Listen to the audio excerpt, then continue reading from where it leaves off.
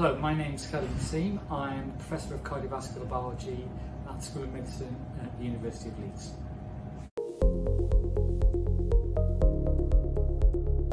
So the focus of research in my laboratory is understanding the mechanisms which lead to a heart attack.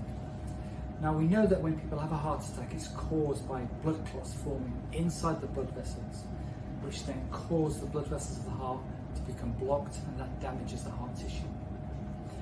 Blood clotting is a normal process, and we see all the time when we cut ourselves and we get a scab. However, with people at risk of heart disease, it seems that they get blood clots taking place at the wrong place in the wrong time, and we're trying to understand how that happens. Now, in particular, there's a group of very small cells in the blood called platelets. Their job is to stick together once we have damage to the blood vessel. Now, the problem is in people with heart disease is that their platelets seem to be a little bit stickier than normal, and we don't understand the reasons for them. Part of the work in my laboratory is trying to establish why that happens. Now, we think there are two reasons which may underpin this. One is that people at risk of heart disease have increased levels of sugar and fat in their blood. And it seems that the sugar and fat changes the platelets to make them more sticky.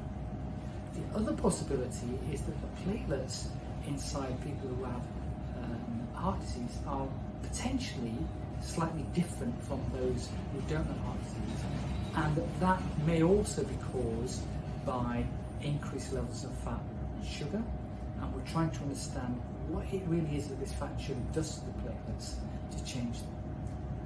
If we're able to establish that, what that means is that other doctors and other scientists can use that knowledge to develop new drugs and medicines which can then alleviate some of these blood clotting problems that people with heart disease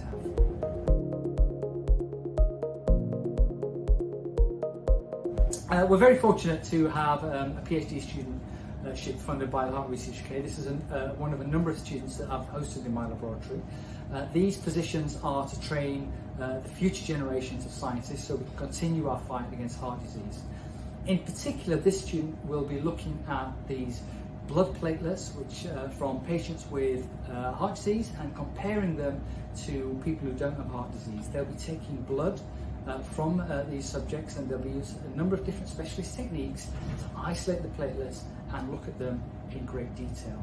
The studentship's really important because it being 3.5 years, it gives them a long time to learn and really master some of the techniques which they're going to require for their future careers, and it's important that they understand that the scientific process is done properly and rigorously if we're going to produce data which is going to have patient benefits at the end of it.